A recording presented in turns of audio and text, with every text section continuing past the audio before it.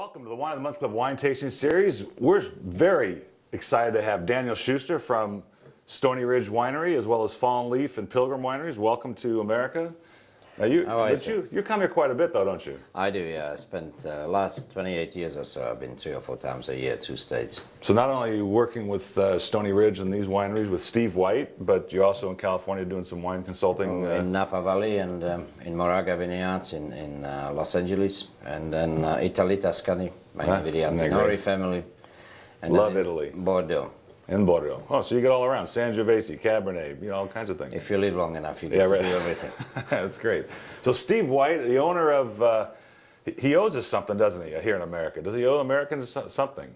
He doesn't owe you a thing, but he took something away. Oh, he took something from us. He took something away, yeah. What was that? He's a sailor, a long time. And with his passion for wine, his passion for sailing. And in New Zealand, if you can't sail, you might as well not be there. Oh, that's right. Well, right.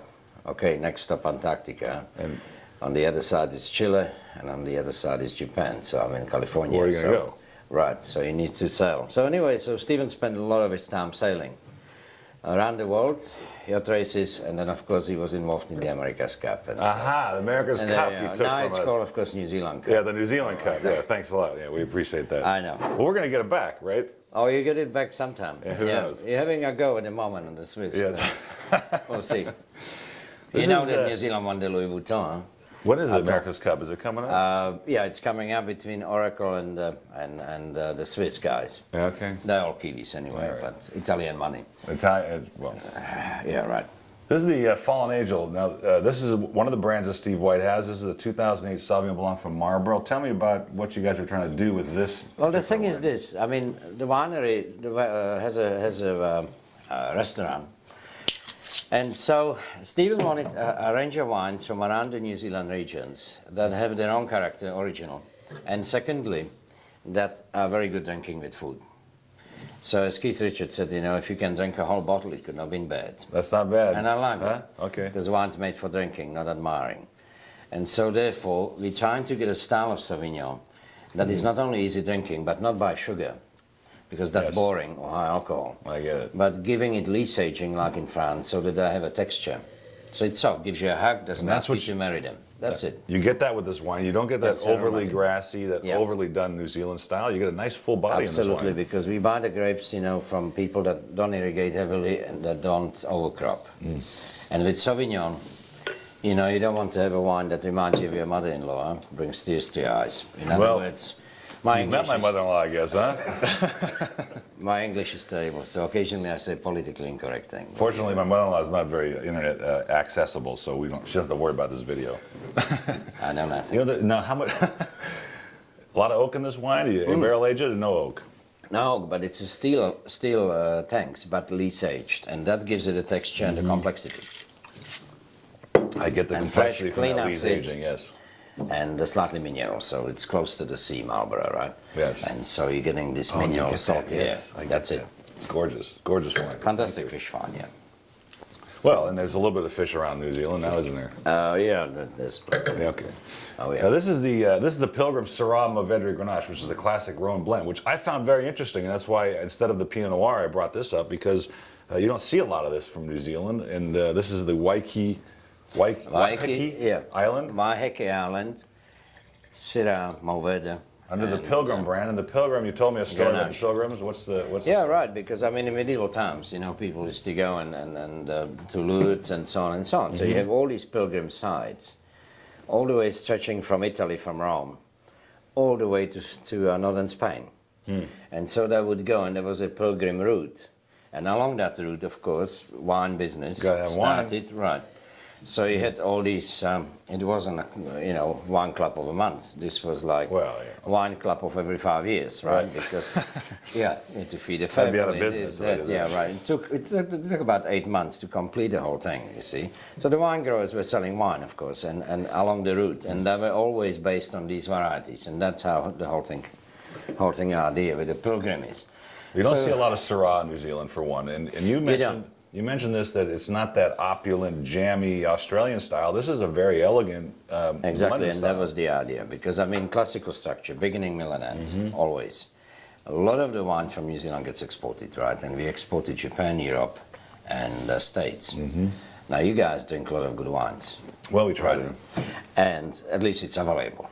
Except the stuff Mike sells sometimes is. Well, what can you do? Yeah, but that's us men. We try to please. Tell me about the Occasionally we color. fail. But either way, so Syrah, yeah, and the interesting thing about Syrah is that it can be vulgar and full of coconut and all the rest of it. You know, the Australian type of Syrah, Jeremy, marmalade, 17% alcohol. Right. Knocks you unconscious. You come back 5 minutes later and say, "Hey, that was good. Hit me again."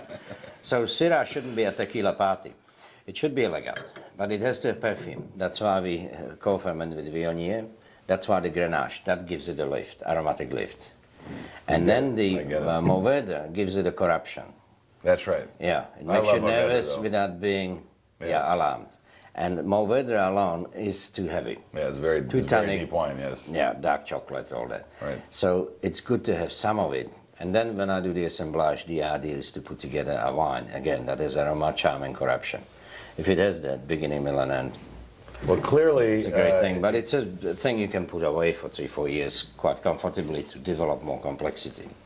Depends what you like. clearly in this wine, in my opinion, the whole is greater than the sum of its parts. In other words, you made And that a is better wine out of the 3 grapes. That by is what themselves. assemblage is about. It's beautiful.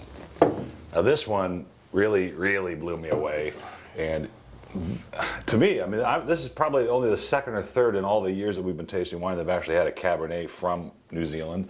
This is under the flagship brand Stony Ridge, and this is a classic Bordeaux blend. But tell me a little bit about this wine because it's Again, retails for about you know, $100. in Stony Ridge we don't irrigate, we don't fertilize and all that. Nobody gives a damn how many bottles you make. What's inside a glass, how does it compare, and what else can I buy for the same money? Now that's the question I ask That's when right. I buy wine, right? And everybody does, who's sane, they do That's that. true, correct. Right, and so you look at it, no irrigation, so you have concentration. This is all hand done. That is to say, you should see the people, a lot of young maidens come out during the vintage, as they do, and they pick the grapes. Every berry is virtually looked at. So attention to detail. And that's what separates great wines from the others. And then again, the assemblage. The idea is very simple. There's no fining, filtrations and all that with any of these wines. No fining, no filtration. No fining, no filtration. I mean, who wants to see dairy products, fish products, this, that? Yeah, I mean, right. I want a bottle of wine. Good Right. point. That's an excellent point. And that's a very important point, because if you want to buy fish, go to fishmonger. I mean, right. So either way, we don't do that, and that gives the wine purity, focus. And then at the same time, the combination Cabernet Franc gives it a backbone, the tannins, beginning, middle, and end. But then you need some density, texture, so that's where the Merlot comes in. And then on top of that, Petit Verdot gives it those high notes. That's what makes you nervous, That's right. without being alarmed. I'm very nervous, yeah. Absolute. And then a dash of Malbec gives you that slightly earthy corruption. And that, if it's perfectly combined in a year like 2008, It's great vintage, Very well balanced. it works, yeah. And its aging potential it's got to be It's 20 immense. years. Yeah. Absolutely. Yeah, I can So see we have it. vintages going all the way back into mid-80s, early 80s. Now, what is it about And this? none of them distillery? has yet keeled over. So, but they don't necessarily improve all the time. Like men, wine improve with age. That's right. We hope. But more importantly, Don't ask my wife. there is a limit. Yeah, don't ask anybody. But either way, there is a limit. So in other words, we reach a plateau, we hold on to it as long as we can. So what is it about Waiheke Island that creates Bordeaux blends? Again, I mean, is close it cool to nights? sea. Close to sea. Like Bordeaux, like Yeah, Medoc. right. Right. And secondly, so you don't get these very cold nights, so you maintain temperature. We had something like 35 to 40 days that season, over 90 degrees, but it never goes over 100 because of the sea proximity. Right. And so you have a warm climate as opposed to cold, which is the rest of New Zealand. So there's no penguins there. Because most of the cabs I get from New Zealand are pretty thin. They are, and they tend to be, you know, again, like Amy Winehouse on a bad day. Because, you know, if you have unripe Cabernet, Yes. it's a bit like Sangiovese in Italy or That's right. Nebbiolo. If it's bad, it's real bad. Yeah. It needs to be There's robust. nothing in between. Right. Whereas grapes have to be ripened That's right. and have a natural balance. Because I can't do that in the cellar. No. Nobody can. No, you can't. I'm good, but I'm not that good. You need good grapes. know You what got I to start with good grapes. Is that right? And I can't walk on water That's- either. well, you know, they Yeah, said that right. about you, but So you need some great grapes, and they have balance, and they have complexity. And then you don't stuff it up. Right. So like a beekeeper, you know, I'm a wine keeper. Right. Very good. Excellent wines. Love having you here, Daniel Schuster. Thank you so much for visiting us. And have a safe trip Thank back. you, How long are you sir. here for? A couple more days, or? Yeah, the good news is I'm leaving on Thursday. Yeah, The well, bad that's what we were news- talking about, Bad yeah. news is I'll be back in June. Can you do? Thanks again. It's a pleasure having you. Marvelous. Okay, again.